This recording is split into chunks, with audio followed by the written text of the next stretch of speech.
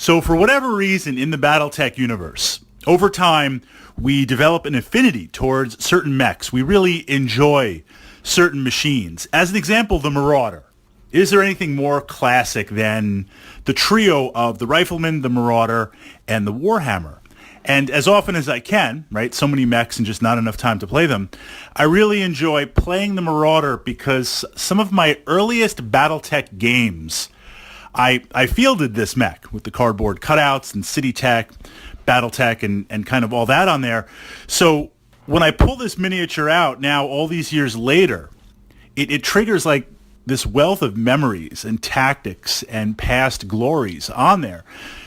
Tabletop-wise, pure tactics. You know, if I look at the technical manual and I look at the rules, the Marauder, it has some challenges to it. It has some deficiencies. We're talking about stock on there, not updated with clan tech or not some sort of variant. We need to be aware of these things. So in the Battletech universe, there are machines that are not so good, machines that are okay, and then there are machines like the Catapult, which just not only excel amazing for the role, but go above and beyond with tactics. And that's what we're going to take a look at in this podcast, because as you expand your mech collection, I believe the Catapult, I know, owning it and facing it, being on both sides of the coin, receiving and giving end, the Catapult is a must-have mech for your lance and your stable.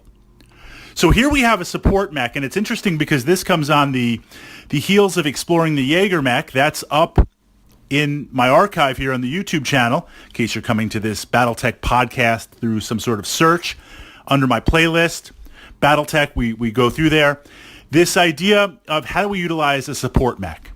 And as a support machine, the Catapult has the ability to reach out long distance and hit you with missiles.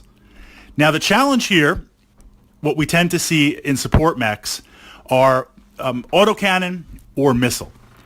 The missile-based mechs, what is so amazing about the Catapult is, in terms of packs, 15 and 20 packs are where you want to have. Because simply, if you're going to hit at long range, the modifiers are going to be stacked up against you. That's not to say that these support mechs are going to not operate at close range, but ideally as a support mech, as soon as I'm in range, as soon as I'm at maximum hex, I'm shooting at you. As we close, there's going to be my movement modifiers, although I'm going to try and cut that down by being stationary at least and getting in some cover. You're going to be moving. We're going to have some range. I might need 8s and 9s and 10s to hit you on average. If I connect with that 20 or 15 pack, if I roll average on the spread for the missiles, the clusters, it's going to be decent damage. If I roll legendary, that's going to be damage that a light mech can't take, a medium mech doesn't want to take, and a heavy and assault mech, okay, it could take it, but since we're talking at range, I'm softening you up for something else. Not that you ever want to get hit with any weapon, but I certainly don't want to get hit with an LRM 15 or 20 pack. As we move down to 10 and 5, well, that kind of has a different place on there. It's not that they aren't long range or support, but different options. So the Catapult coming in with the 15s, interesting. It also, we're looking at stock, well, now you have redundancy on there. This is one of the reasons why I love the longbow, because I've got the 220 packs, I've got the 2.5 packs on there. I shoot that at you. I'm only talking one longbow, although I like to take 2 or 3. I'm going to saturate that. I'm going to hit. Something is going to land on there. The Catapult is a single mech, having the duality of both packs, that redundancy, it increases your chances of having something to hit. So right away, entering in, before we look at anything else, it's got some bite, right? It's got some tabletop presence. The advantage compared to the Jaeger mech is now I also have indirect fire. And I may build a list around that. I often do. But even if you don't build a list around that and you don't have a dedicated spotter team, maybe like some infantry and a Karnov, even if you're going to spot on the move with a fast hover unit, or just as the game presents itself, it is a tactic in your Battletech toolkit. It is out there.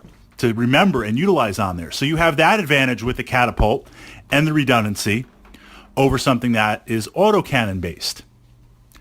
So now we get into this question with a support mech where you close the distance. Now I'm going to try and get as close as possible to short range, but the last thing I want to deal with as a medium or heavy support type mech, I don't need some hunter-killer medium mech popping up. I don't need some sort of Griffin deciding to close, or maybe something like a Shadowhawk, where because of my stuff is geared towards long range, if they can get under the minimums, I'm in trouble.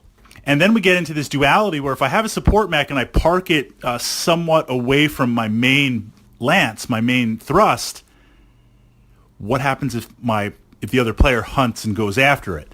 Well, maybe I have some cheap infantry in support, or maybe I have some vehicles in support. I mean, there's questions here, but ultimately, when something of equal or greater weight class closes with that support mech, even something like a rifleman, it's in trouble. The Catapult is deceptive, because then it switches to the banks of medium lasers on there.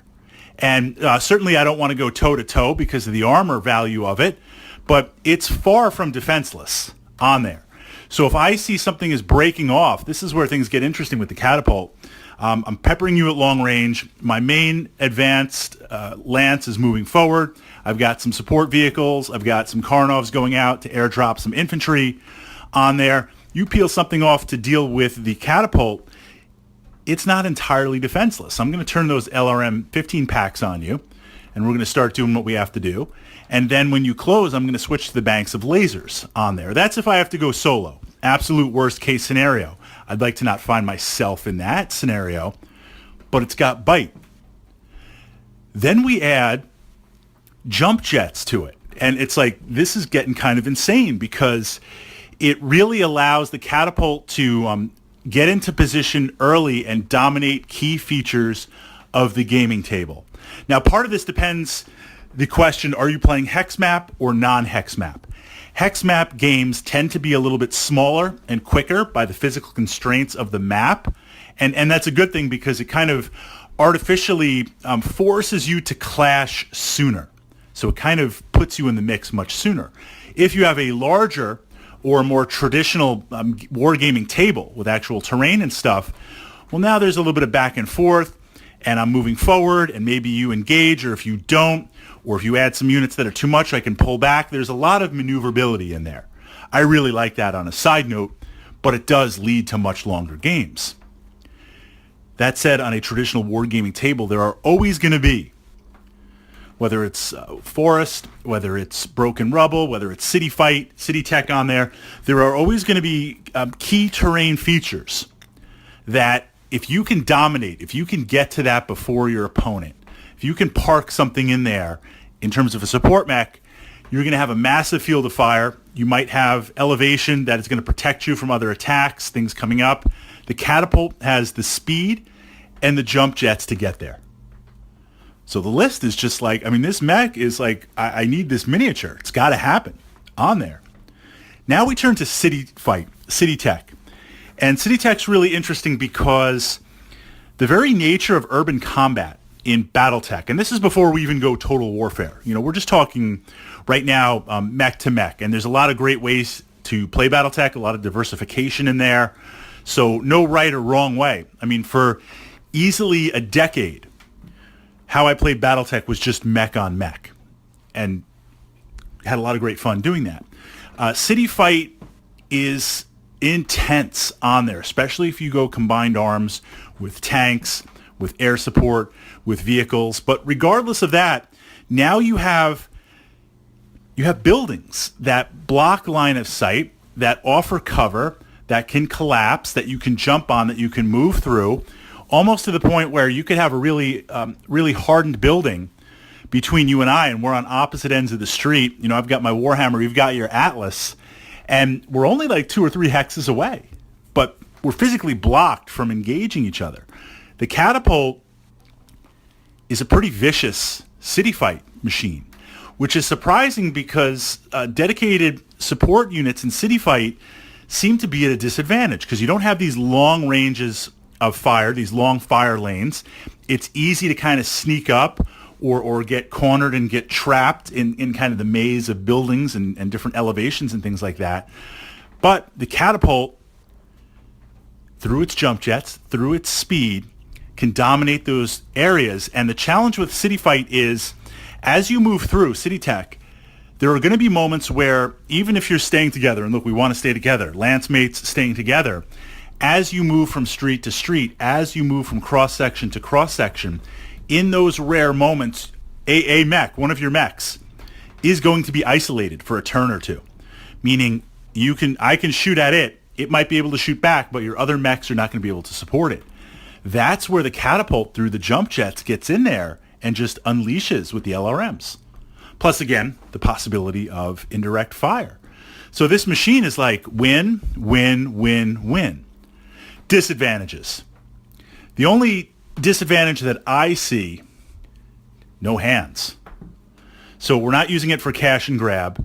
We're not going to get into physical attacks on there. Now, you could say as a support mech, you don't want to get into physical attacks. Yes, I usually agree with that in the perfect universe.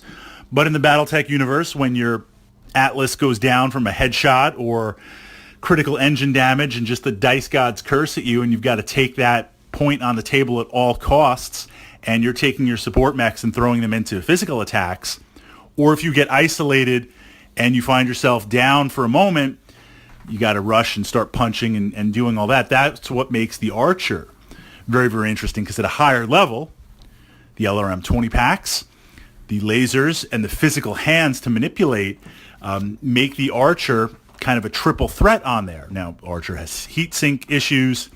The Archer doesn't have the mobility like the Catapult, but different weight classes. Catapult doesn't have the hands for that. You could kick, you could do death from above, but ultimately also you can disengage. You're up close, you're using the LRMs, your opponent closes, you switch to the banks of lasers, you hit the jump jets, you kind of jump back, you're shooting the missiles. There are a lot more options on it.